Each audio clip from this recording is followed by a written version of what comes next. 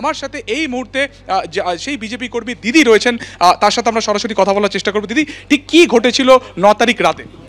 রাত 3টের সময় আমার ভাইটাকে ওরা সন্ত্রাস দিয়ে পুলিশ প্রশাসন নিয়ে এসে মার্ডার করার জন্য তুলতে এসেছিল। যখন আমার ভাইটা দরজার জানলা যখন ভাঙার চেষ্টা করছিল, আমার ভাই কাউকে না কাউকে হয়তো একটু সংবাদ দিয়েছিল ফোনে।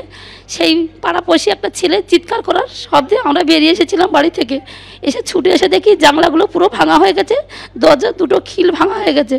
তখন ছুটে এসে যখন আমরা দেখলাম বাচ্চাটাকে ছুঁড়ে ফেলে দিয়েছে, এসে শুনলাম, হয়তো সেটা আমি দেখিনি, কিন্তু বাচ্চাটা কান্নাকাটি করছে। আর তার মাকে একজন ধরে রেখেছিল মুখ চেপে, আর একজন ধরে বুকে লাথি টাথি মেরে বলে তোর ছেলেকে বের করে দে। কিন্তু বলছে না, আমার ছেলে কি খুনি, না আমার ছেলে আসামি, না সন্ত্রাস, না মাওতাবাদী, কিছু শুনলো না। তার মার বুকে লাথি মেরে আমরা ছুটে এসে সেই সন্ত্রাসীদেরকে অ্যাটাক করার চেষ্টা করি, কিন্তু তারা অনেক জন ছিল বলে আমরা অ্যাটাক করতে পারিনি।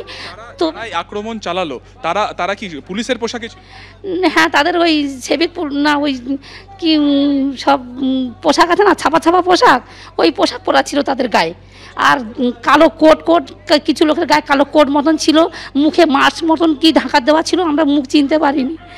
তখন ওদেরকে তাড়িয়ে নিয়ে কদমতলা পর্যন্ত আমরা ঢিল লাঠি যেটুকু আমাদের সম্বল হাতিয়ার ছিল আমরা তেড়ে নিয়ে গিয়ে মারধর, দুটো একটা ঢিল তাদের গায়ে লেগেছে। তারা বাবা মা করে চিৎকার করছিল, আমরা শুনতে পেয়েছি, মেয়েদের গলাও শুনতে পেয়েছি, যে মেয়েরাও ছিল তাদের সাথে। কতজন আক্রমণ করেছিল? তারপর 25-30 জন ছিল। কখন হয় 9 তারিখে, ঠিক কখন ঘটনা? 3টের সময় এই ঘটনাটা ঘটে। কেন এসেছিল বলে মনে? আপনাদের পরিবারকে কেন লক্ষ্য করে বা টার্গেট করা হয়েছে? আমার ভাইটা বিজেপি করে সেই জন্যেও। আর একটা হচ্ছে ওদের সন্ত্রাসের টাকা পয়সা যা টুকটাক ব্যাংকের কাজ করে, তো সেই টাকাগুলো ওদেরকে হাতে তুলে দিতে বলে। আমার ভাইটা তো সৎ পথে থাকে, সেইগুলো তুলে দিতে পারে না, তাই ওদের একটা মনের ক্ষোভ।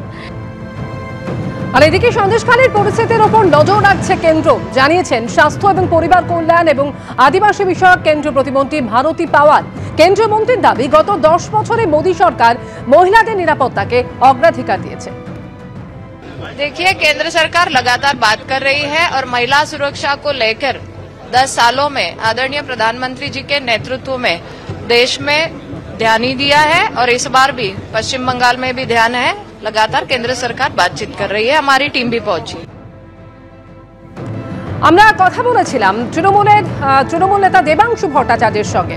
এই নিয়ে তিনি কি বলছেন, রাখবো আপনাদের সাথে। দেখুন, নজর তো তারা রাখছেন, নজর রাখতেই পারেন, অসুবিধা নেই, কিন্তু তাদের নজরটা যেন সিলেক্টিভ না হয়ে যায়। যেমন ধরুন, আজকে কেন্দ্রীয় মন্ত্রীর মুখে আমরা শুনছি কেন্দ্রীয় সরকার সন্দেশখালীর দিকে নজর রাখছে, খুব ভালো কথা, কিন্তু এই কেন্দ্রীয় সরকারই কি মণিপুরের দিকে নজর রেখেছিলেন? যদি না রেখে থাকেন, কেন রাখেননি? গোটা রাজ্যটার বাইরে গলির মোড়ে লোকে AK-47 বন্দুক নিয়ে হাতে দাঁড়িয়েছিল। এই ঘটনাও আমরা দেখেছি। শুধু একটা কথাই আমরা বলছি, যে বাংলার গণতন্ত্রে যদি হাত দিতে আসেন, বাংলার গণতান্ত্রিক সিস্টেমের উপর যদি নিজেদের জোর চাপাতে আসেন, তাহলে কিন্তু বাংলা নিজের মতো করে হিসাব বুঝে নেবে।